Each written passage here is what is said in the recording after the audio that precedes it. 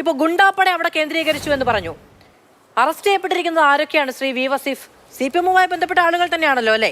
അപ്പൊ ഈ ഗുണ്ടാപ്പട ആരാണ്? ഇനി അവിടെ പോലീസ് സുരക്ഷ ഒരുക്കണമെന്ന് കോടതി നിർദ്ദേശമുണ്ട്. ഈ പോലീസ് അവിടെ എന്ത് ചെയ്യുകയായിരുന്നു? ഒരു കൗൺസിലർ അവിടെ വരുന്നു, കോൺഗ്രസ്സുകാർ പിടിച്ചു കൊണ്ടുപോകാൻ ശ്രമിക്കുമ്പോൾ പോലീസ് തടയണ്ടേ? അല്ലെങ്കിൽ നിങ്ങളുടെ വണ്ടിയിൽ കയറി പോകണമെന്നുള്ളതാണ് അവരുടെ താല്പര്യമെങ്കിൽ അതിന് സൗകര്യമൊരുക്കണ്ടേ? അതിനിടയ്ക്കുള്ള ബലാബലത്തിന്റെ ഉത്തരവാദിയും ക്രമസമാധാന പ്രശ്നത്തിന്റെ ഉത്തരവാദിയും ആരാണ്? ശ്രീ വി വസീഫ്.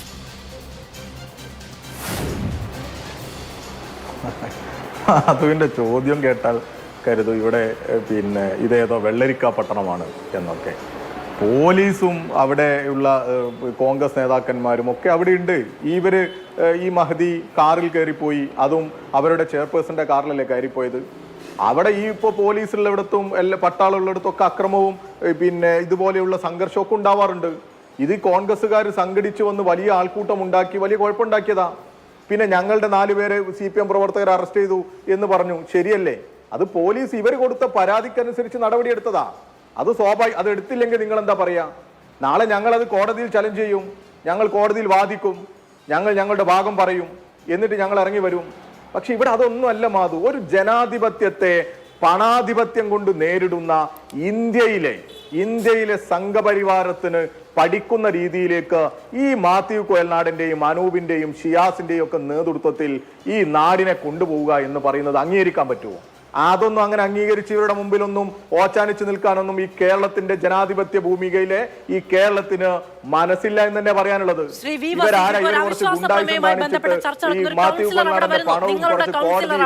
നിങ്ങളുടെ വിപ്പ് അനുസരിച്ച്, നിങ്ങളുടെ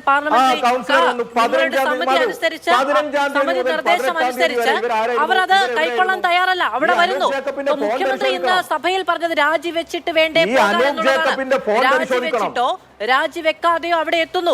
ഈ അനൂപ് ജേക്കബ് ഇതിൽ പ്രതിയാണ്. അനൂപ് ജേക്കബിനെതിരെ ആക്ഷേപമുണ്ട്. CPM-ന്റെ ഏരിയ കമ്മിറ്റി കൊടുത്ത പരാതിയുണ്ട്. അവർ പരാതി കൊടുത്തിട്ടുണ്ട്. ഇവിടെ വിജയ ശിവൻ എന്ന് പറയുന്ന മുനിസിപ്പൽ ചെയർപേഴ്സണെതിരെ നടത്തിയ അക്രമത്തിലെ പ്രതിയാണ് ഇവിടെ വന്നിരിക്കുന്നത്, MLA. എന്നിട്ട് എന്റെ മണ്ഡലത്തിൽ ഒരു പ്രശ്നം ഉണ്ടാകും. എന്തൊക്കെ പ്രശ്നത്തിൽ ഇടപെടുന്ന ആളാ. ഭയങ്കര ഇടപെടലല്ലേ ഇത്? ബോധപൂർവം ഈ കേരളത്തിലെ ജനങ്ങളെ ആകെ വിഡ്ഢികളാക്കുക. ഇവരുടെ പണവും ഇവരുടെ എന്തെങ്കിലും സ്വാധീനവും ഒക്കെ ഉപയോഗപ്പെടുത്തി ജനാധിപത്യത്തെ കളങ്കപ്പെടുത്താൻ ഇവർ ശ്രമിക്കുമ്പോ അതിനെതിരെയാണ് നമ്മൾ ചർച്ച ചെയ്യേണ്ടത്. 15-ാം തീയതി മുതൽ 18-ാം തീയതി വരെ ഇവർ എവിടെയായിരുന്നു? ഈ കൗൺസിലർ ക്ഷമിക്കണം, അടിയന്തര പ്രമേയം ഇന്ന് സഭയിൽ വന്നത് ഈ അവിശ്വാസ പ്രമേയത്തിന്മേലല്ല. ശ്രീ വി വസീഫ്, മുഖ്യമന്ത്രി അടക്കം അങ്ങനെ ഭാവിച്ചു. ഇത് കൂട്ടാട്ടുകുളത്തെ അവിശ്വാസ പ്രമേയവുമായി ബന്ധപ്പെട്ട ചർച്ചയല്ല ഇന്ന് സഭയിൽ വന്നത്. മുഖ്യമന്ത്രി അടക്കം അങ്ങനെ വിശ്വസിക്കുകയും അതിനനുസരിച്ച് പ്രതികരിക്കുകയും ചെയ്തു. നാട്ടിൽ പല തദ്ദേശ സ്ഥാപനങ്ങളിലും അവിശ്വാസ പ്രമേയങ്ങൾ ഉണ്ടാകാറുണ്ട്. അതൊന്നും സഭയിൽ വരാറില്ല. അവിടെ ഒരു കൗൺസിലർക്ക്, ഒരു വനിതാ കൗൺസിലർക്ക് നേരിടേണ്ടി വന്ന അധിക്ഷേപവും അപമാനവുമാണ് ഇവർ ഉന്നയിച്ചത്. അതിൽ എന്ത് ചർച്ച നടന്നു? അതുകൊണ്ടല്ലേ പ്രതിപക്ഷം അത് കൗരവ സഭയാണോ എന്ന് ചോദിക്കേണ്ടി വന്നത്? കഴിഞ്ഞോ മാധു? ഞാൻ ചോദിച്ചോണ്ടിരുന്നപ്പോൾ കഴിഞ്ഞിട്ടുണ്ടായിരുന്നോ വസീഫിന്റെ ഭാഗത്തു നിന്ന്? മാധു, ഇല്ല, ഞാൻ കഴിയാതെയാണ് നിങ്ങൾ ഇടപെട്ടത്. ഞാൻ സംസാരിച്ചുകൊണ്ടിരിക്കുമ്പോഴാണ് നിങ്ങൾ ഇടപെട്ടത്. ഇനി ഞാൻ പറഞ്ഞോട്ടെ. അപ്പൊ ഇവിടെ വളരെ കൃത്യമായ സ്ക്രിപ്റ്റ് ഉണ്ട്. ആ സ്ക്രിപ്റ്റിൽ അനൂപ് ജേക്കബ് ഉണ്ട്. ആ സ്ക്രിപ്റ്റിൽ VD സതീശനുണ്ട്. ആ സ്ക്രിപ്റ്റാണ് ഇവർ നടപ്പിലാക്കാൻ ശ്രമിച്ചത്. ഈ സഭ തുടങ്ങും, ഇതിന്റെ മുന്നോടി ഇങ്ങനെ സംഭവങ്ങളുണ്ട്, ഇവിടെ ഉന്നയിക്കണം എന്നൊക്കെയുള്ള ഇവരുടെ ആലോചന തന്നെയാണ് ഇവിടെ നടന്നത്. എന്തൊരു സ്ത്രീ സുരക്ഷയ്ക്ക് വേണ്ടി അങ്ങ് വാതോരാതെ സംസാരിക്കുന്ന കോൺഗ്രസ് പാർട്ടിയും അതിന്റെ നേതാവുമല്ലേ VD സതീശൻ. ഭയങ്കര നേതാവാ. ഈ സിമി റോസ്ബെൽ ആരാ? നിങ്ങൾ ചർച്ച ചെയ്തിരുന്നോ? ആർക്കെതിരെയാ പരാതി? ആർക്കെതിരെ ആക്ഷേപം ഉന്നയിച്ചത്? ഏത് ഫോണിലെടുത്ത് നിങ്ങളുടെ ഒന്ന് സെർച്ച് ചെയ്ത് നോക്ക്. ആരാ സിമി റോസ്ബെൽ? ഈ VD സതീശന്റെ കോക്കസിനെതിരെ വലിയ രീതിയിൽ ആക്ഷേപം ഉന്നയിച്ച കോൺഗ്രസിന്റെ വനിതാ നേതാവായിരുന്നു. അങ്ങനെ എന്തൊക്കെയുണ്ട് ഇവിടെ കോൺഗ്രസിന്റെ ഈ പരാതി? കോൺഗ്രസിനെതിരെയുള്ള, കോൺഗ്രസ് നേതാക്കന്മാർക്കെതിരെയുള്ള കോൺഗ്രസ്സുകാരുടെ പരാതി എന്തേലും പറഞ്ഞോ? ഒന്നും പറഞ്ഞില്ല. നിങ്ങൾ നോക്ക്, IC ബാലകൃഷ്ണൻ ഈ കേരളത്തിലല്ലേ, ഇവരുടെ MLA അല്ലേ, ഇവരുടെ കൂടെ സഭയിൽ ഇരിക്കേണ്ട ആളല്ലേ. ആ IC ബാലകൃഷ്ണനുമായി ബന്ധപ്പെട്ട കേസ് ആരാണ്? ഈ വിജയൻ. KPCCയുടെ നേതൃത്വത്തിലിരിക്കുന്ന DCCയുടെ ഒരു ജില്ലാ ട്രഷറർ, ഒരു ജില്ലയാകെ നയിക്കുന്ന കോൺഗ്രസിന്റെ തലമുതിർന്ന നേതാവ് സുഖമില്ലാത്ത തന്റെ ഭിന്നശേഷിക്കാരനായ തന്റെ മകനെയും കൂട്ടി ഗതിയില്ലാത്തതിന്റെ പേരിൽ ഇവരുടെയൊക്കെ പുറകെ കെഞ്ചി നടന്ന ഒരു മനുഷ്യൻ, സഹായിക്കണമെന്ന് അഭ്യർത്ഥിച്ച ഒരു മനുഷ്യൻ, സഹായത്തിന് വേണ്ടി കൈനീട്ടിയ മനുഷ്യൻ, വിഷയം DCC ആ കൈയെല്ലാം തട്ടിയെറിഞ്ഞ് മരണത്തിലേക്ക് കൊണ്ടുകൊടുത്തു. മാധ്യമങ്ങളുടെ ഒരു സംരക്ഷണമുണ്ട് എന്ന് കരുതിയിട്ട് എന്തും വിളിച്ചു പറയാ. ഇത് നോക്കൂ, ഈ വിഷയം ചർച്ച ചെയ്യുമ്പോൾ കോൺഗ്രസുമായി ബന്ധപ്പെട്ട് വരുന്ന മുഴുവൻ ആരോപണങ്ങളും അക്കമിട്ടെണ്ണി ചർച്ച ചെയ്തതിന് ശേഷം മാത്രമേ ചർച്ച ചെയ്യാൻ പാടുള്ള നിലപാടൊന്നുമില്ലല്ലോ. സാരി വലിച്ചു മാറ്റി എന്തൊക്കെയായി പറയുന്നത്? ഈ പറഞ്ഞത് കോൺഗ്രസുകാരോ UDFക്കാരോ അല്ല, കലാരാജുവാണ്. മിനിയാന്ന് ഈ വിഷയം ചർച്ചക്കെടുത്തപ്പോൾ കലാരാജു ഇവിടെ സൂപ്പർ പ്രൈം ടൈമിൽ അതിഥിയാണ്. അവരാണ് പറയുന്നത് വി വസീഫ് അടിപ്പാവാട എന്നൊരു വാക്ക്. ഇത് നോക്കൂ, സാധാരണഗതിയിൽ ഒരു രാഷ്ട്രീയ ചർച്ചയിൽ എന്ത് സാധുതയാണ് അത്തരമൊരു വാക്കിനോ അത്തരമൊരു വസ്തുവിനോ ഉള്ളത്? ആ സ്ത്രീ വന്നിരുന്ന് പറയുകയാണ്, എന്റെ അടിപ്പാവയുടെ വള്ളി വലിച്ചു പൊട്ടിച്ചു. അങ്ങനെ വലിച്ചു പൊട്ടിച്ചപ്പോൾ ഞാൻ സാരിയാണ് ഉടുത്തിരിക്കുന്നത്, എനിക്കത് വാരി പിടിച്ചുകൊണ്ട് പോകേണ്ടി വന്നു എന്നുള്ളത്. നോക്കൂ വസീഫ്, ഇത് എന്തൊരു ദൗർഭാഗ്യകരമായ കാര്യമാണ്. ആ ചർച്ച വസീഫ് ചിരി ഗുളികയും കഴിച്ചുകൊണ്ടാണോ വന്നത്? ഇത് ചിരിക്കാൻ കഴിയുന്ന കാര്യമാണ്. വണ്ടിയിൽ കയറുന്നത് നിങ്ങൾ കണ്ടതല്ലേ? അല്ല, വലിച്ചു കീറണമെങ്കിൽ ഞാനൊന്നും പറയുന്നില്ല. ഇനിയിപ്പോ ഇതൊക്കെ അത് ഏറ്റുപിടിച്ച് എഴുതി കൊടുത്ത ആ ഒരു അല്ല, അതാ ഞാൻ പറയുന്നത്. ഇതൊക്കെ ആദ്യത്തെ ദിവസം കോടതിയിൽ പോയി, നമ്മൾ ആദ്യം തന്നെ ഇവർ പോയ ഹോസ്പിറ്റൽ നമുക്കറിയാലോ, ആ ഹോസ്പിറ്റലിൽ പരിശോധിക്കാൻ സമയത്ത് മൊഴി കൊടുക്കുന്ന സമയത്ത് ഇവർ ബഹളം വെച്ച് അകത്തേക്ക് കയറുക. എന്തിനാ കയറുന്നത്?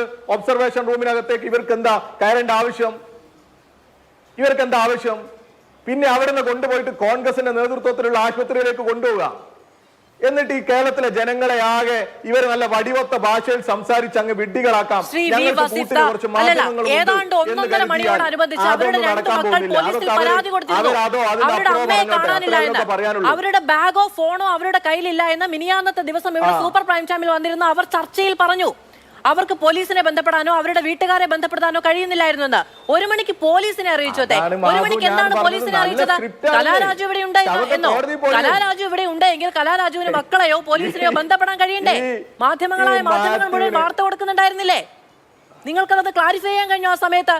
ഇതെന്തൊരു കഷ്ടമാണ്. കമ്മ്യൂണിസ്റ്റ് വിരുദ്ധ മാധ്യമങ്ങളെല്ലാം കൂടി ഇങ്ങനെ കള്ളം പറയുന്നു. കലാരാജു ഞങ്ങളുടെ കൂടെ ഇവിടെ ഏരിയ കമ്മിറ്റി ഓഫീസിൽ ചർച്ച ചെയ്യുകയാണെന്ന് പറഞ്ഞുകൂടായിരുന്നോ? അങ്ങനെ ആ സമയത്ത് ഞങ്ങൾക്ക് പറയേണ്ട ആവശ്യം എന്താന്ന്? നിങ്ങൾക്കെതിരെ ആരോപണം ഉന്നയിച്ച് കലാരാജുവിനെ തട്ടിക്കൊണ്ടുപോയി എന്ന് പറഞ്ഞുകൊണ്ട് UDF ഉപരോധം നടത്തുന്നു. ഓഫീസിൽ നിന്ന് എഴുതി കൊടുത്ത ഫോം കൊണ്ടുകൊടുത്തിട്ടല്ലേ ഇവര് കൗൺസിലർ ആകുന്നത്? ആ ഓഫീസിനകത്ത് ഇരുന്ന് എഴുതി തയ്യാറാക്കിയ നോമിനേഷൻ കൊടുത്തിട്ടാണ് ഇവർ കൗൺസിലർ ആവുന്നത്. അവരൊരു രാഷ്ട്രീയ പ്രവർത്തകയാണ്. അവർക്ക് വിയോജിപ്പുള്ള ഘട്ടങ്ങളിൽ വിയോജിക്കാനുള്ള അവകാശം കൂടി കൈക്കൊണ്ടാണ് അവർ രാഷ്ട്രീയ പ്രവർത്തകയാകുന്നത്. ഇവരെ വിജയിപ്പിക്കാൻ ആവശ്യമായ ഇടപെടൽ നടത്തിയത് അല്ല, അതുകൊണ്ട് പിന്നീട് അവർക്ക് വിയോജിപ്പ് പ്രകടിപ്പിക്കാൻ കഴിയില്ലേ? ഈ വിയോജിപ്പ് ജനാധിപത്യ വിരുദ്ധമാണ് എന്ന് തന്നെ വിചാരിക്കാം. നിങ്ങൾക്ക് പറയാലോ. പിന്നെ നിങ്ങൾ പറ, ഞാൻ വെറുതെ നിങ്ങളിങ്ങനെ ശരി, പൂർത്തിയാക്കോ. നിങ്ങൾ പറഞ്ഞോ. ആ വിയോജിപ്പ് ജനാധിപത്യ വിരുദ്ധമാണ് എന്ന് തന്നെ വിചാരിക്കൂ ശ്രീ വി വസീഫ്. ശരി, ഞാൻ പറയാവുന്നേ, ആ വിയോജിപ്പ് ജനാധിപത്യ വിരുദ്ധമാണ് എന്ന് തന്നെ വിചാരിക്കുക. അവർ ഇനി അവിശ്വാസ പ്രമേയത്തിന് അനുകൂലമായി വോട്ട് ചെയ്തു എന്ന് തന്നെ വിചാരിക്കുക. അപ്പോഴും അവർക്കെതിരെ നിയമപരമായ നടപടികൾക്കും ജനാധിപത്യപരമായ നടപടികൾക്കും അവിടെ സ്കോപ്പ് ഉണ്ടല്ലോ. അതിന് അവരെ ആക്ഷേപിച്ചും അധിക്ഷേപിച്ചും അപമാനിച്ചുമല്ലല്ലോ പരിഹാരം കാണേണ്ടത്. കഴിഞ്ഞു.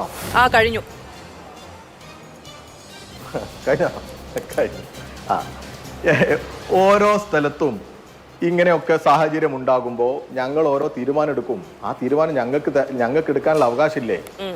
ഞങ്ങൾ ഈ മുന്നിൽ നിൽക്കുന്ന ഈ 13 പേര് മാത്രമല്ല, കൗൺസിലർമാർ മാത്രമല്ല, ഒരു പാർട്ടിയും ആ പാർട്ടിയുടെ ഭാഗമായി നിൽക്കുന്നവരൊക്കെ ആലോചിച്ചെടുക്കുന്ന തീരുമാനങ്ങളാ. ഞങ്ങൾ അങ്ങനെ തീരുമാനം എടുത്തു, അതിൽ പോകണ്ട. അതാദ്യം ഒരു ദിവസം അങ്ങനെ തീരുമാനമെടുത്തൊരു യോഗം വിളിച്ചു. 12-ാം തീയതിയാണെന്നാണ്, ജനുവരി 13-ന് LDFന്റെ പാർലമെന്ററി പാർട്ടി യോഗം ചേർന്നു. ഇവരും പങ്കെടുത്തതാന്നേ. അങ്ങനെ ഇതിനെക്കുറിച്ചൊക്കെ ഒരു പ്രാഥമിക ആലോചന നടത്തി. അതിനുശേഷം വീണ്ടും യോഗം ചേർന്നു. ആ യോഗത്തിൽ ഇവർ പങ്കെടുത്തില്ല. ആ യോഗത്തിൽ പങ്കെടുത്തവരുടെ കൂട്ടായ തീരുമാനം ഇവരെ അറിയിക്കേണ്ടതുണ്ട്. അത് അറിയിക്കാൻ വേണ്ടി ഇവരെ നിരന്തരം ബന്ധപ്പെട്ടു. 15-ാം തീയതി മുതൽ 18-ാം തീയതി വരെ ഇവരെ കാണുന്നില്ല.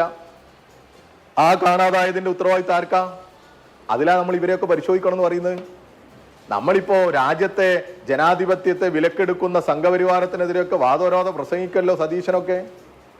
പറയണ്ടേ എന്താ ഇവിടെ നടക്കുന്നതെന്ന്? ശരി, എനിക്ക് അതിൽ പറയാൻ കഴിയുന്ന ഒരു കാര്യം വസീഫ്, ഞാൻ പറയട്ടെ. അടുത്ത ദിവസം ഭരണപക്ഷത്തിന് ഒരു അടിയന്തര പ്രമേയം കൊണ്ടുവരാം. ജനാധിപത്യത്തെ അട്ടിമറിക്കാൻ UDF സ്വന്തം കൗൺസിലറെ സ്വാധീനിച്ചു എന്ന് പറഞ്ഞുകൊണ്ട് നിയമസഭയിൽ ചർച്ചയാകാം. നമുക്ക് ആ ദിവസം സ്വാഭാവികമായി ഇവിടെ സൂപ്പർ പ്രൈം ടൈമിൽ ചർച്ച ആ വിഷയം വെക്കാം. വസീഫിനെ ഞാൻ അതിഥിയായി വിളിക്കാം. ദൗർഭാഗ്യവശാൽ ഇന്നത്തെ super prime time super prime ടൈമിലെ അതിഥിയായി ആണ് വസീഫിന്റെ പാർട്ടി ഉത്തരവാദിത്ത ബോധത്തോടെ അയച്ചത് എന്ന് ഞാൻ വിശ്വസിക്കുന്നു. ശ്രീ വി വസീഫ്, ശരി. അല്ല, നിങ്ങൾക്ക് ഞങ്ങൾ ചർച്ച ചെയ്യുന്നില്ല എന്നുള്ളതല്ലേ പ്രശ്നം? ആ വിഷയം നിങ്ങളാണല്ലോ ഉന്നയിച്ചത്. അതുകൊണ്ടാണ് ഞാൻ പറഞ്ഞത് ചർച്ച ചെയ്യുന്നില്ല എന്നുള്ളതാണല്ലോ വിഷയം. അല്ല വസീഫെ, അങ്ങോട്ടും ഇങ്ങോട്ടും സംസാരിക്കാൻ പാടില്ല എന്നുള്ളതല്ലേ വസീഫിനെ പറഞ്ഞത്? ഇത്ര നേരമായി നമ്മൾ അവരുടെ തർക്കം കണ്ടുകൊണ്ടിരിക്കുന്നു. അപ്പൊ ഞങ്ങൾ ചർച്ച ചെയ്യുന്നില്ല എന്നുള്ളൊരു ആക്ഷേപം നിങ്ങൾക്കുണ്ട്. അവിടെയാണ് ഞാൻ പറയുന്നത്, അവിടെയാണ് ഞാൻ വസീഫ് ഞാൻ പറയാൻ വന്നത് എന്താണെന്ന് കൃത്യമായി വസീഫിന് അറിയാം. അതുകൊണ്ടാണ് ഇടപെടുന്നത്. അങ്ങ് വളരെ സന്തോഷവാനും വളരെ ഊർജ്ജസ്വലനും വളരെ ആഹ്ലാദവാനുമാണ്. അതുകൊണ്ട് ഇടയ്ക്ക് ഉണ്ടല്ലോ നിങ്ങളുടെ ആ പഴയ ഹഹ, അത് കാരണം പറയുന്ന അത്ര വളരെ കൃത്യമായിട്ട് മനസ്സിലാവുന്നില്ല. ഇടയ്ക്കുള്ള ഈ ചിരി കാരണം വളരെ ഗൗരവമുള്ള രാഷ്ട്രീയ വിഷയമാണ് ഇവിടെ ഉന്നയിക്കുന്നത്. നിയമസഭ അങ്ങേക്ക് ചിരിക്കണം കേട്ടോ. ഈ വിഷയത്തിൽ പ്രത്യേകിച്ചും ചിരിക്കണം. കേരളത്തിലൊരു സ്ത്രീ അധിക്ഷേപിച്ചു, അപമാനിക്കപ്പെട്ടു അല്ലെ? സംസാരിക്കാൻ വിട്ടില്ലെങ്കിൽ ചിരിക്കണം. ഓക്കെ, ശരി, അങ്ങനെയും ആവാം. പക്ഷേ ഇതിന്റെ പ്രശ്നം എന്താണെന്നറിയാമോ? നിയമസഭയിൽ അടിയന്തര പ്രമേയമായി വന്നത് ഒരു സ്ത്രീക്ക് നേരിട്ട അതിക്രമമാണ്. അവിശ്വാസ പ്രമേയത്തിൽ. ശരി, ഓക്കെ, ചിരിക്കാം. സ്വാഭാവികമായും ചിരിക്കുന്നത് നല്ല കാര്യമാണ് വസീഫെ.